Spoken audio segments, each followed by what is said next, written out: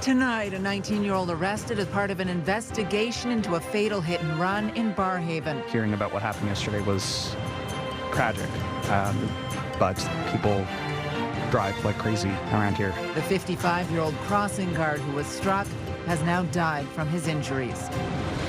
One public service union says government workers should be allowed to work from home. We see this as an absolute layup in terms of policy decisions. To curb fuel demand while gas prices surge.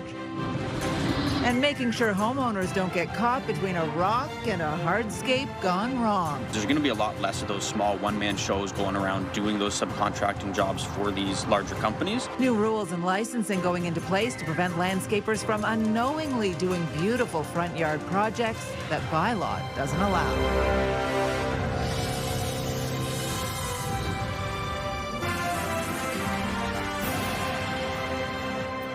Good evening. A 19-year-old is in police custody and a community is mourning the loss of a crossing guard who was killed in a hit-and-run collision near a Barrhaven elementary school yesterday.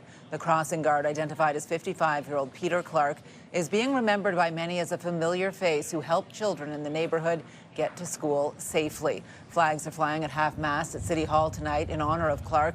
The city says flags will remain at half-mast at all City of Ottawa sites until sunset on the day of the memorial service, which has yet to be announced. The collision happened around 8:20 yesterday morning at Cedarview Road and Kenneville Drive. CTV's Caitlin Wilson is in studio with the latest. Caitlin. Well, Patricia, residents and parents I spoke with today say they're angry and frustrated, raising concerns about safety in the area where Peter Clark was hit and killed as students were on their way to class. A growing memorial in a community searching for answers. When I heard of not only the accident, but this morning when the guard died, I just had to come by and pay my respects. It was at this intersection. 55-year-old crossing guard Peter Clark was killed in a hit and run Monday morning. And for Clint Coots, it hits close to home. I was a crossing guard for about 3 years. It really touched me deeply. Police canvassing this Barrhaven neighborhood Tuesday, going door to door searching for the driver who fled the scene, later arresting a 19-year-old man in connection with the investigation. The incident happened just down the street from Mary Honeywell Elementary School, and residents in the area say traffic has long been a concern. I've had sort of personal experiences of people driving like well over the speed limit and blowing through stop signs just further up the road. So hearing about what happened yesterday was tragic. And I spoke with several residents and parents who did not want to appear on camera. They say Peter Clark was a familiar face, smiling each day as they walked by. One woman who saw the aftermath says she drives her grandchildren as a precaution, even though they're within walking distance. I've heard a lot of concern about speed in this area, but I can assure you, once we get the investigation from this incident, we will look at this in detail to see if there are any safety recommendations that we can implement to make this area safer, and we will do that. In a statement, the Ottawa Safety Council says it's deeply saddened by the tragic loss, adding it's focused on supporting staff impacted by the tragedy, including arranging grief counseling resources and continuing to cooperate with police. And as tributes continue to grow, the loss being felt beyond Barrhaven. I've just learned that he's passed as a result of his injuries, and so we can have a moment of silence for Stanley. With a moment of silence at Queen's Park. Mayor Mark Sutcliffe is also offering his condolences in a post on social media. He says it's completely unacceptable that this should happen to someone who is trying to keep children safe. Patricia? CTV's Caitlin Wilson reporting live for us tonight. Thank you. And we do have extended coverage of the crash and how Peter Clark is being remembered. You can find more online at ctvnewsottawa.ca. Meantime, safety is also top of mind at another Barrhaven school. Parents are calling for immediate safety improvements around St. Juan Diego Catholic School after a child was struck by a vehicle and seriously injured during after-school pickup earlier this month. The school is located at the corner of Main Halyard Lane and Flagstaff Drive in Half Moon Bay. CTV's Leah LaRocque was at pickup this week and has more, Leah. Patricia, I was there for afternoon pickup, and there were times where I didn't even feel safe. I was on one side of the sidewalk, but get to the school, I wasn't sure where I should go to cross, and between U-turns and double parking, it got very busy. Parents want action before another child is hurt. The line of cars starts to form nearly an hour before dismissal, parents trying to get a spot outside of St. Juan Catholic School. Otherwise, it's a madhouse around here. And this is why, once school is out, Flagstaff Drive becomes a chaotic grid of cars, parents, and students. These kids don't stand a chance against all of this traffic. Cassandra Petrella is advocating for better safety measures. Crossing areas, safe crossing with cross guards, those do not exist at all right now. On March 12th, a child was seriously hurt during pickup, struck by a car and rushed to CHIO. This temporary stop sign was installed. Essentially said, look, we had a child got hit here earlier because we needed a protected place for someone to cross. Can we do it at this intersection? And we've been able to make that work.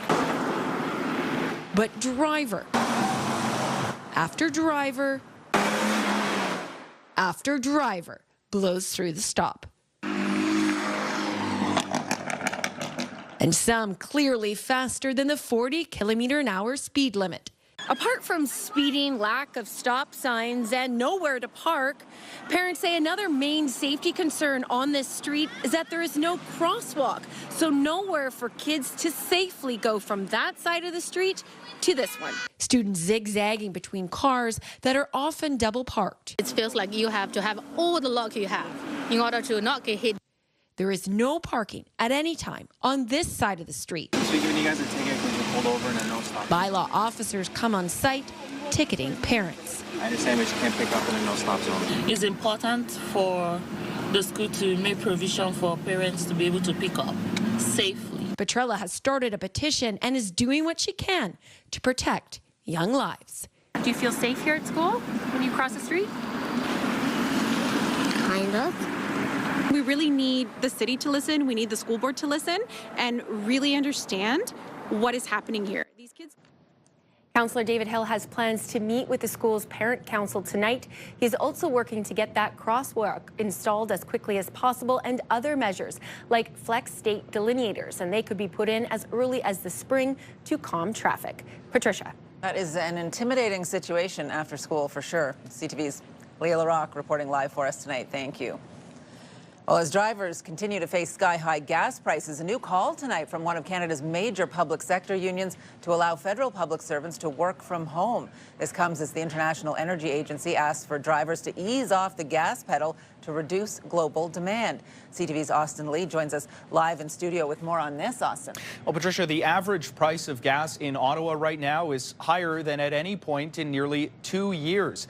The war in the Middle East is driving up global demand for oil, putting pressure on prices, and now the Canadian Association of Professional Employees is hoping to ease some of that demand, calling on the government to allow its members to work from home. The price of gas weighs heavily on many workers, like Anjou Delplanque. We have to make concessions on what we are going to put our budget on, so gas prices is really hard for us. She's a consultant with Andrew Fleck Children's Services, and for her, the surging cost of fuel is a bitter pill. As a consultant, I am on the road every day, so it has a big impact on my income. A lot of them, at least $200 a week goes to gas. And with full parking lots outside federal government buildings, the Canadian Association of Professional Employees is calling for the government to allow public servants to work from home, with sticker shock at the pump impacting everyone who drives to work. It's just yet another reason to reverse these mandatory return to office orders that nobody even bothers to justify anymore. The union citing a new report from the International Energy Agency highlighting remote work as a key action to reduce global oil demand amid the war. We see this as an absolute layup in terms of policy decisions. And now we're getting just, backed up by, unexpected allies like the International Energy Agency. Some public servants, however, say they prefer coming into the office. When I take my laptop, at the end of the day, I'm not reconnecting again. When I'm working from home, I have a hard time to disconnect. Former government workers also reacting to the union's call. What about the private sector? I've worked in both government and the private sector. I don't think we should get special treatment just because we're a public servant. I think there are some exceptions, but as a general rule, if you can't afford the gas, maybe you shouldn't get a car. But for those like Del Plonk who can't work from home, having the option of remote work makes sense. If people are able to stay home and do their work from home, I'm all for that. Now, this all comes ahead of the new remote work mandate, which will require all public servants to work in the office 4 days a week starting in July. As for the International Energy Agency's recommendations for reducing global oil demand, they also suggest using public transit and reducing highway speeds by at least 10 kilometers per hour. Patricia. All right, CTV's Austin Lee live for us tonight. Thank you. And if you can, you definitely want to wait to fill up until tomorrow. Gas prices are expected to drop up to 13 cents a litre overnight. Diesel could tank as much as 20 cents. This comes after President Trump postponed threatened strikes on Iranian power plants, which calmed oil markets. However, prices are expected to go back up on Thursday. Still ahead, you may want to get yourself some popcorn as you sit back and watch this incredible comeback story in which popcorn plays a feature role. Resiliency, determination, and a great ending. That's coming up.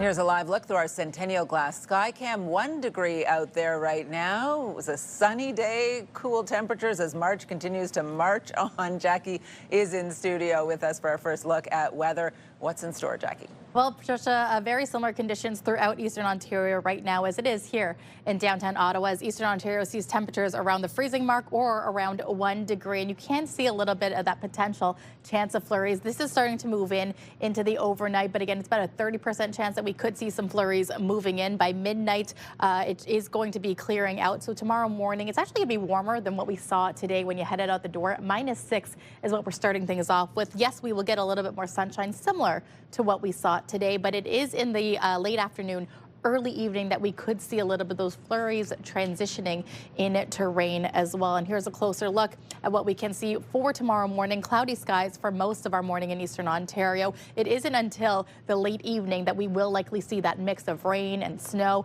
We'll get a closer look at your long-term forecast in just a bit. Patricia. Thank you. Ottawa Police will be deploying more officers in multiple downtown neighborhoods this spring in an effort to address safety concerns. Chief Eric Stubbs says residents will see increased police presence in the Byward Market, Centretown, and Chinatown. CTV's Tyler Fleming joins us with more. Tyler. Yeah, Patricia, boosting police visibility in busy downtown areas is the plan come spring. And while many residents say it's a step in the right direction, they also say it remains a Band-Aid solution to a much deeper problem. Braden St. Denis enjoys visiting the Byward Market. Come by here for walks, to eat, to sightsee, just enjoy the atmosphere, and I never had problems with it. He says seeing police walking streets helps. It makes you feel safe seeing, even if there's nothing to worry about. But it doesn't fix everything. People need help nowadays. Doing that proactive work. On Tuesday, Ottawa's police chief outlining a new downtown safety plan.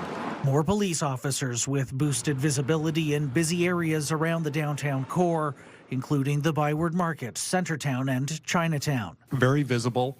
And they'll be focused and they'll know exactly where to go in terms of those hotspot areas, as well as targeting those people that are causing the community the most harm. Police say the move is in response to an increase in safety concerns from businesses, residents, and tourists. It comes on the heels of last month's 2 stabbings outside the Rideau Centre. But some residents say it's merely a stopgap solution and does not address supports for the city's vulnerable community. We need more intervention. More boots on the ground is not going to do anything but stop the problem that's already happening. Right now, we need to get to the root of the problem and stop it from occurring before it happens. Police say some of those efforts are happening here at the Neighborhood Operations Center in the Rideau Centre. Liaising with social service providers, the councillors, city partners, city departments. There's a lot of work behind the scenes, and navigating that can be very challenging. Right now, everybody's kind of rowing in the same direction, which is good. St. Denis hopes more police also comes with more services, but he will continue to lend a helping hand whenever he can. I'm giving some of these to the homeless, emergency first aid kits, just to help people out who need them. Also to help increase police presence downtown, members from various platoons, like the traffic and tactical units, will dedicate some of their shift to patrols, hoping to help decrease crime and increase consistency dealing with social disorder. It's expected to begin May 1st. Patricia. CTV's Tyler Fleming live for us tonight. Thank you. Well, some disturbing evidence heard in an Ottawa courtroom today in the trial of an Ottawa couple accused of killing a 7-week-old baby boy in 2021. A forensic pathologist who conducted the autopsy on Colton Booth took the stand. Dr. Christopher Milroy testified the baby died of a head injury from blunt trauma and also had bruising on his chest and fractures to his legs. The baby's mother, Barrhaven Booth, and her former boyfriend, Patrick O'Connor, have pleaded not guilty to second-degree murder. Court has heard the pair told police officers the baby fell off the bed. Milroy testified that a short fall from the bed to the floor would not account for the injuries on the baby. Firefighters managed to stop a blaze at a Byward Market building from spreading last night. Several people called 911 just before 9:30, reporting black smoke coming from a business on William Street near George. The building houses Beans and Barrels Cafe on the first floor and a residential unit on the second. Ottawa Fire Services says the fire was contained to the second floor. No one was injured. Ontario's police watchdog is investigating an arrest that happened in Rockland last week. Last Friday, OPP were called to the area of Heritage Drive and Patricia Street after reports of a speeding vehicle that was believed to be involved in several collisions. The SIU says a 27-year-old man was pulled over and removed from the vehicle when a struggle began. He was injured during the arrest and is now facing several charges, including impaired driving and assaulting a peace officer. Investigators with the National Transportation Safety Board are trying to figure out what went wrong in the deadly Air Canada crash in New York that killed 2 Canadian pilots and injured dozens of others. CTV's Adrian Gabriel is at LaGuardia with the latest. With the twisted, tangled wreckage of Air Canada Express Flight 8646 still strewn across LaGuardia Airport's runway 4, new details today on the tragic chain of events. The U.S. Port Authority fire truck that collided with the Air Canada Express passenger plane didn't have a tracking device on board to alert LaGuardia Airport's surface detection equipment of its location. You have to know where ground vehicles and aircraft are. So in this case, that vehicle did not have a transponder. We're also learning crucial details from the final moments recorded inside the cockpit as the Air Canada flight made its final descent. At 54 seconds, the flight crew acknowledged that the airplane was 500 feet above the ground and on a stable approach. At 25 seconds, Truck 1 requested to cross runway 4 at taxiway Delta. At 20 seconds, the tower cleared Truck 1 and company to cross runway 4. At 9 seconds, the tower instructed Truck 1 to stop. Stop, Truck 1, stop. Stop, Truck 1, stop. Truck 1, stop. At least 10 calls to stop went unanswered as air traffic control watched the scene unfold in real time. The impact claiming the life of pilot Antoine Foray, who grew up southwest of Montreal. Foray's brother Cedric sharing this childhood photo on Facebook while writing in part, "Have a good flight, my brother. Oh yes, we've heard the phrase often, but this time it will be the last. You left us again. Too soon to say goodbye. I love you, my brother. You can leave with your head held high." At Seneca College campuses today, Canadian flags are at half-mast for co-pilot Mackenzie Gunther, who graduated with honors in aviation technology. There are also stories of survival. Flight attendant Solange Tremblay suffered multiple leg fractures after she was ejected from the aircraft while still strapped to her jump seat.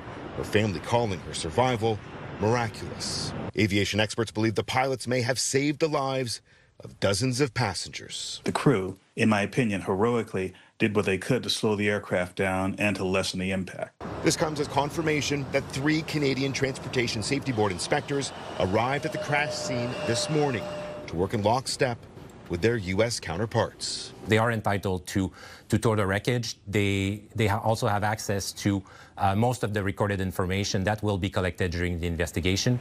As for the flight data recorder, analysis on that is expected to begin today, with a transcript of the cockpit voice recorder released tomorrow.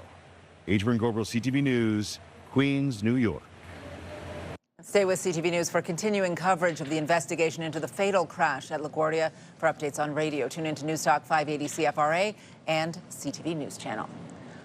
Students and union members gathering at Queen's Park this afternoon protesting the Ford government's proposed changes to OSAP.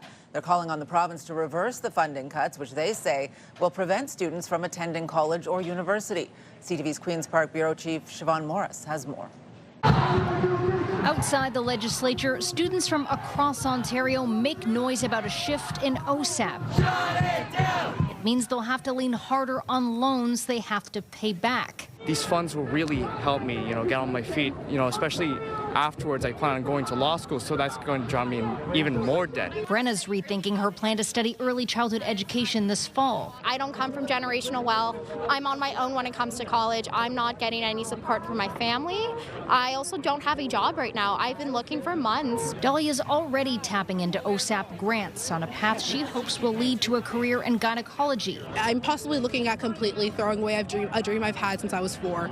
Inside the legislature, the leader of the opposition says students feel like they're slipping through the cracks. They're just asking for a chance, a fair chance to finish what they started or start at all. The minister insists there is help available. There's many different opportunities for bursaries and grants. Our universities give $1.8 billion of bursaries and grants every single year, as well as our student access guarantee. To the Liberals, that sounds like you need to go more into debt. We're going to make it harder for you. We're piling on the debt. The minister doesn't get it. The minister says the shift away from grants is necessary because the current model is not sustainable. You know what's not sustainable? Spending $100 billion on a stupid tunnel under the 401 or billions of dollars to build a fantasy island for a convention center. Students aren't thrilled with the idea of more loans, whether they're through OSAP or a bank. Loans are always really difficult because you have to pay them back, and that's even more money that's being drained from your wallet. Worried about getting a job to fill in a financial hole after graduation. This provincial government has been doing bugger all to help people when they come out of university get jobs, and now they're attacking people trying to get into university and college. The government has called any debt an investment in the future. It's also pumping over $6 billion more into post-secondary education over the next 4 years. Siobhan Morris, CTV News. Kind of thought about popcorn, wanted to make something with bold flavors and a bold mission, and that was to, fight for second chances. Well, just ahead, an entrepreneur shares her comeback story from prison to starting her own incredibly successful business. Jackie. Well, thanks so much, Patricia. We're starting to see a bit of a warm-up for overnight. Still below seasonal, though, -7. We are seeing a chance of flurries also moving through as we look towards tomorrow. 2 degrees is the daytime high, but you want to pay attention to tomorrow evening. That's when we'll likely see the rain transitioning into snow as well. Now, here's a live look through our Centennial Glass Sky Cam. It's 1 degree right now in downtown Ottawa. Today's Snow Report is brought to you by Camp Fortune. Let us teach you to love winter. And at Camp Fortune, 4 of 7 lifts are open and 15 runs are available for skiers. As we take a look elsewhere around the region, you'll find 2 of 5 lifts operating at Edelweiss, 21 runs, almost all of them at Mont Cascade. Also 2 lifts, 9 runs there. Calabogie Peaks, all 3 lifts are going. 19 runs are available. For Lodge, closed today. This winter, come ski with us at Camp Fortune, located in beautiful Chelsea, Quebec. We have 27 runs and 7 lifts. Gentle to advanced terrain, a little something for everyone. See you on the slopes. An entrepreneur is sharing her incredible story with Ottawa's business leaders. Emily O'Brien made a serious mistake and went to prison. But from there, she launched a wildly successful business. CTV's Camille Wilson reports. Emily O'Brien admits she made a terrible mistake a decade ago. I met someone who was allegedly sober, brought me on this trip. I'd known him for like 8 or 9 months. 3 days into the trip, I find out that it's a drug operation, that he owes money to some people, and they have my passport information because he booked the trip. Caught up in a drug smuggling scheme for smuggling 2 kilograms of cocaine into Canada. It started in the most unlikely and unfortunate of places, and that was federal prison. In 2015, I was arrested at Pearson International Airport. Popcorn being a popular prison snack, O'Brien says her and some other inmates decided to put their own little twist on it. And that's where her popcorn comeback snacks was created. We'd make popcorn, like people would make birthday cakes and stuff, just trying to like make it seem a little bit not like prison. It became kind of like a family. in there just to get us through this tough time. And so we'd also make popcorn, and we put different recipes on, like different spices. The business is a success. Now she's sharing her story with business leaders at Invest Ottawa and how she turned this mistake into a business where she sells snacks in more than 1,200 stores in Canada and will soon have a deal in the U.S. Emily's story is phenomenal, and just the whole theme of International Women's Month, or Women's Day, is give to gain, accelerate and grow and thrive. And so Emily's story is all about that. It's about her resilience, her passion, her desire, her drive, and then through that, she actually gives back to the people in her community as well. She's also hired people who were incarcerated, turning her success into an opportunity for others to have a second chance. This work has brought me all over Canada, and I've done podcasts and interviews all over the world. Like, no matter what you go through, no matter, what failures you have or what mistakes you make, you can come back from them. Camille Wilson, CTV News. Comeback Snacks, great name as well. Well, it is officially the first week of spring, but it is still a bit chilly out there in the capital. Felt like -10 this morning with the wind, but some warmer temperatures are on the way this week.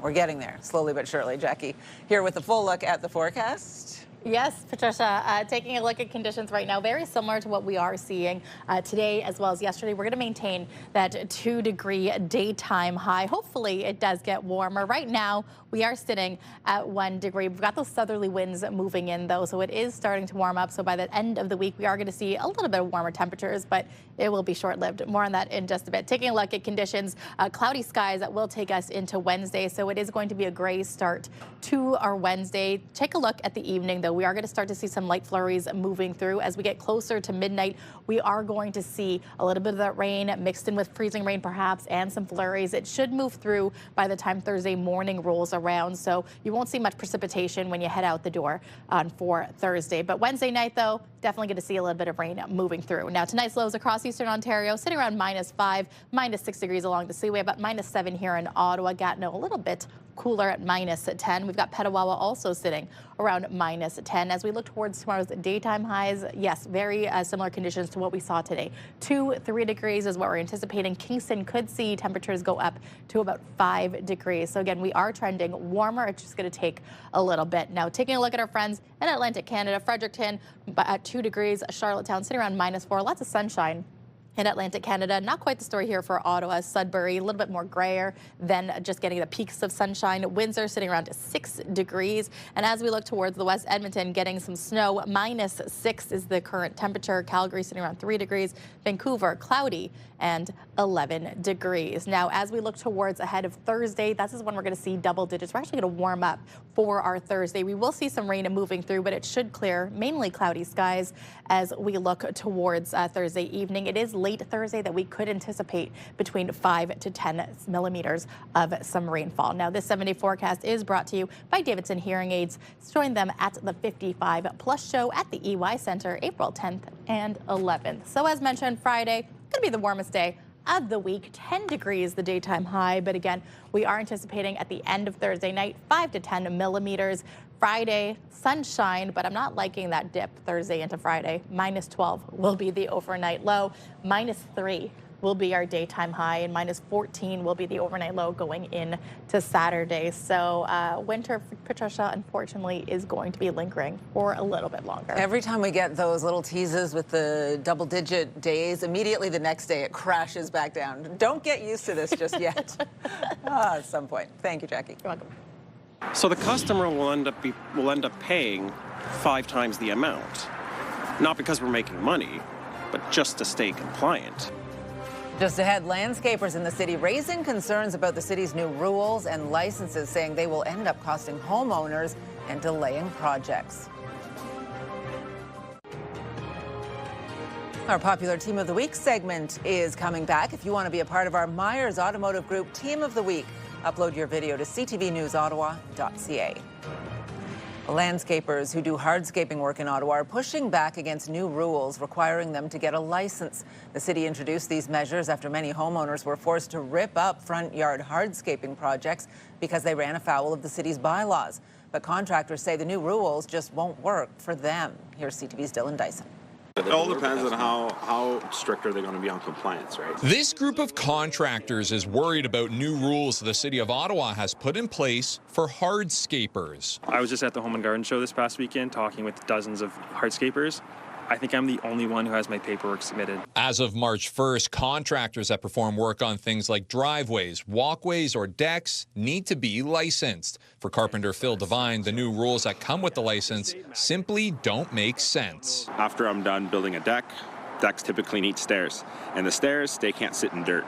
They need to sit in stone, right? So the second I'm putting a stone in or relaying stones from an existing deck or from existing landing, I now legally can't do it myself. The new hardscaping license costs $441 per year and expires at the end of October. We typically work until the first or second week of December because the weather allows us to.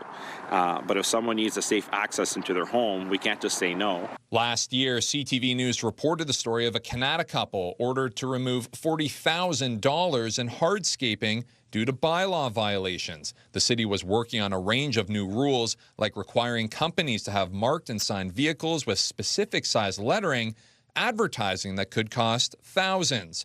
Contractors say these new rules will ultimately make projects more expensive for customers and back up scheduling. There's going to be a lot less of those small one-man shows going around doing those subcontracting jobs for these larger companies, which means these larger guys are going to have to either turn down the work or charge a lot more for it. In a statement to CTV News, the city says that the new licensing requirements, including the renewal date and the vehicle signage specifications, were introduced to create a consistent framework for hardscaping businesses operating in Ottawa, with a focus on public safety, consumer protection, and fairness. A lot of our projects involve many different trades.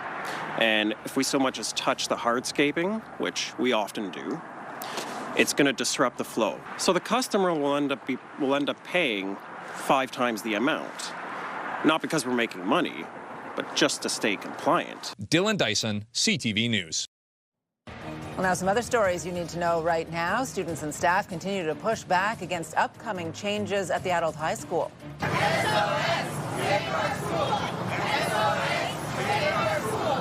The board will be moving students over the age of 21 to a continuing education model starting in September, but it's still not clear what that means for day-to-day learning, sparking uncertainty and concern. New rules are coming into effect at a popular Byward Market parking garage. As of next Monday, the garage at 70 Clarence Street will change to a 3-hour pay and display system. The city says this is to encourage vehicle turnover in the tourist area. The parking lot will no longer use gate arms and exit tickets. Instead, visitors will buy a ticket through the pay and display machine or via an app. Sunderland to the outside, all the way back now, reset around for Giroux to the slot. Pinto, he scores! A big night for the Ottawa Senators tonight, a chance to leapfrog one of the teams they're chasing for a wild card. They are in Detroit to take on the Red Wings, whom they trail by just a single point after last night's 2-1 win over the New York Rangers. The Sens held the Rangers to just 9 shots, a record in the salary cap era.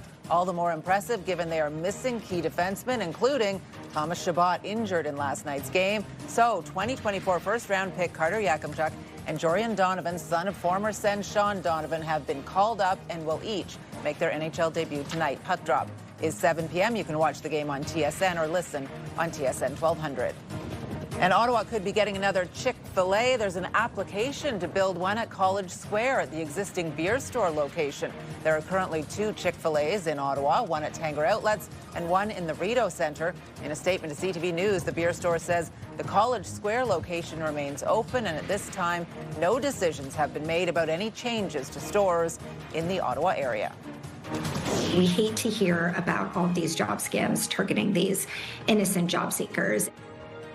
Well, coming up, a warning about job scams in Ontario, what you need to watch out for when it comes to job offers on social media, in emails, and over text. Get the latest live local breaking news. Sign up now for our morning and evening CTV News Ottawa newsletter. The best local content from CTV News, Your Morning Ottawa, and News Talk 580 CFRA. Get it all in one place. Sign up now at ctvnewsottawa.ca. The CTV News Ottawa newsletter is brought to you in part by CAA Business.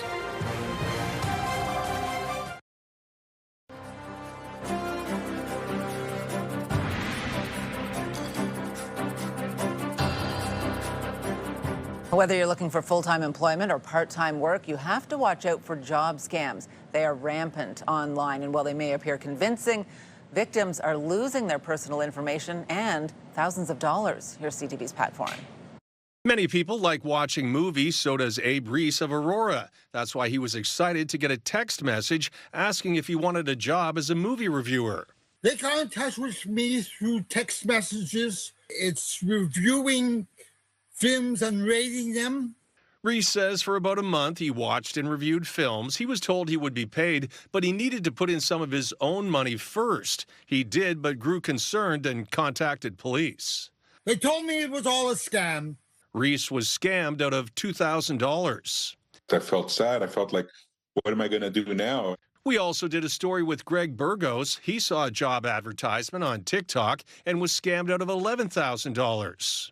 This is money that I was saving. This is money that I need. Davonshee Podar saw a job posting on Instagram. It was a fake, and she was scammed out of $15,000. $15,000 is not a small amount. It was all my savings. We hate to hear about all of these job scams targeting these innocent job seekers. Indeed is the world's largest job search website. It says criminals are targeting job seekers to steal their information and money. Some signs of a job scam: you receive a job offer you never applied for. There's no in-person interview required. You're offered high pay for easy work. You need to send money to earn money. There are vague job descriptions and unprofessional communication. When someone is looking for work, fraudsters will tell them what they want to hear. We're going to pay you extremely well. You're going to have flexible hours. You're going to have every benefit you could ever imagine. But we're not going to give you much information about the job. Those are all big red flags. Reese was trying to find extra income to help his family. If you're looking for work, do your research, check legitimate job boards and company websites. Never pay in advance for expenses or training, or give out your banking information. Pat Foran, CTV News. The Middle East conflict has already spiked the price of oil and gas, but it could lead to price hikes for many other products as well. BNN Bloomberg's Marella Fernandez has the details. The CEO of Dollarama says the discount chain will try not to pass on price increases to customers. The discount store just reported earnings with sales of just over $2 billion for the quarter. But Dollarama is bracing for weaker demand, saying the Iran conflict will likely lead to price increases for any goods that need to be shipped. Dollarama CEO says those costs will permeate the supply chain for at least the next few months. Here are the closing numbers for the day. The Canadian dollar is up to 72.66. West Texas Intermediate is up over $4 to 92.35. Western Canadian Select is down $9 to 72.91. And the TSX gained 57 points today. Those are your business headlines. I'm Marella Fernandez. World Cups are only for the Brazils, the Spains, the Italys of the world, and not for Canadians. So to be standing here today, and as you said, 80 days out, couldn't ask for more. Still ahead, gearing up for the World Cup on home soil. We catch up with Canada's men's soccer team ahead of a friendly match this weekend.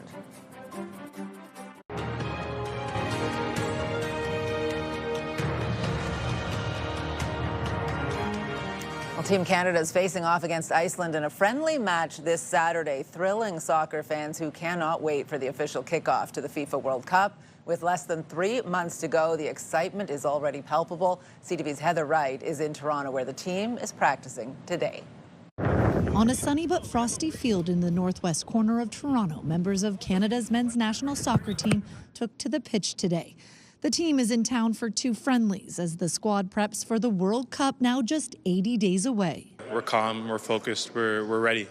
And I think we've all been preparing for that moment, and we know there's still preparations leading up to that, but come June 12th, we know we'll be ready for that moment. Included in the work, promos. The team spent the morning shooting videos, photos, and interviews that will be part of the World Cup broadcast. It's a dream come true for me personally, but the team, to inspire the next generation. For these players, competing in a World Cup was never a given. Canada went 36 years without qualifying for the tournament. And so to be representing their country at home is something many only dreamed of as kids. And I thought World Cups are only for the Brazils, the Spains, the Italys of the world, and not for Canadians. So to be standing here today, and as you said, 80 days out, couldn't ask for more. With less than 3 months to go until the tournament kicks off, work is wrapping up at Toronto's BMO Field. 17,000 temporary seats have been added to the stadium, along with other upgrades, which include a new playing surface. Hosting 13 World Cup matches in Canada is not inexpensive. The price tag in Vancouver is estimated between $532 and $624 million, while Toronto is set to spend $380 million, a figure the city's mayor says will not rise. $380 million is what we promised, and that is what we're delivering. So as the final preparations get underway in Toronto and Vancouver, there are still plenty of questions about the team that will take to the field on June 12th, with many would-be starters dealing with injuries, including team captain Alphonso Davies. Heather Wright, CTV News, Toronto. I just have to admit that it's all coming back to me. Well, she is coming back. Just ahead, we'll share details on an exciting update involving Celine Dion. Jackie.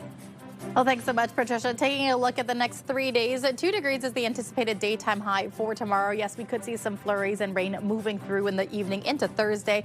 On total for Thursday, we are anticipating 5 to 10 millimeters of rain. Now, here's a live look through our Centennial Glass Sky Cam. 1 degree for downtown Ottawa. A beautiful shot of Parliament Hill and Chateau Laurier.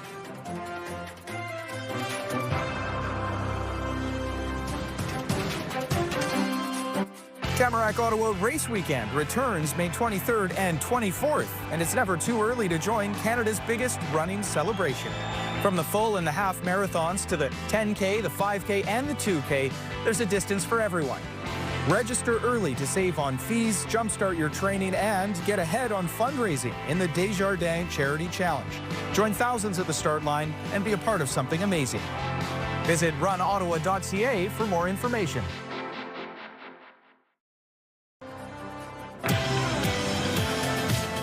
Tomorrow on CTV Your Morning Ottawa, we pay a visit to Rochef Chocolatier, just a few minutes outside of downtown Ottawa. Wake up the right way with Your Morning Ottawa. We'll see you at 6 a.m. Hairstyles, courtesy of Salon Fiorella. And here's what's on CTV tonight. Best Medicine, Will Trent, High Potential, and R.J. Decker. One final look at this forecast, a little bit of a warming trend, briefly. Especially for the morning, Patricia. When we wake up, it's not going to be minus double digits. It's going to be -6. It might still feel closer to -10, but we're going to start off with mainly cloudy skies. It isn't until we get to the afternoon, though, early evening, that we could see some light flurries moving through, even the potential for some rain moving through around the midnight hour into Thursday. And yes, Thursday will be our warmest day. 10 degrees is the anticipated daytime high, but with this comes 5 to 10 millimeters of rain. Hopefully most of that will be in the overnight. Friday, sunny skies. Not quite loving that it's going to go down to -3, which will be the daytime high. So we are still in this roller coaster of temperatures as we get to early next week. Hopefully we're going to be trending to the positives and closer to the freezing mark for our overnight low by the time we get to Easter weekend. Early next week and the start of a new month. Looking for something different. Thank you, Jackie.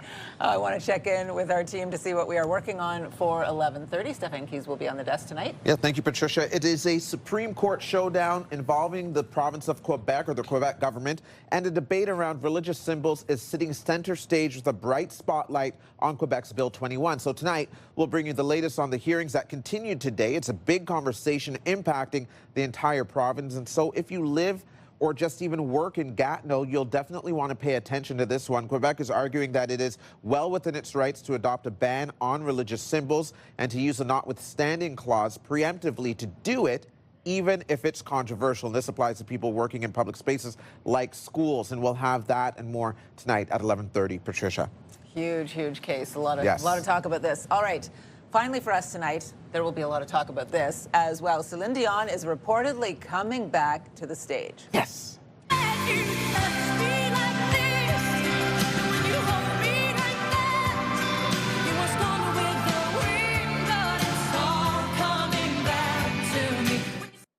We're acting this out here. So according to La Presse, the 5-time Grammy winner will perform several concerts in Paris this fall. Celine Dion also hinted at this on social media. She shared several photos of her when she was younger in Paris with the caption, "I don't know how to say this."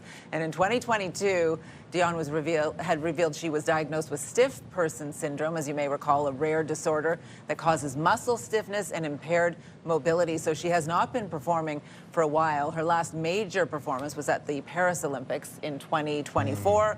A lot of people hoping that she would be well enough to be able to do some touring or do some shows. So this is wonderful news to hear that she'll be back out there. Yeah. Ballad powerhouse, queen of the stage, Canadian queen, iconic. Love it. Only Jackie made it over for the Paris Olympics, so maybe the rest of us can go for a Celine In the Dion fall, show. I'm in. Yeah. You can still join. Do it. Yeah, let's go. All these field trip plans at the end of the show. Have a good night.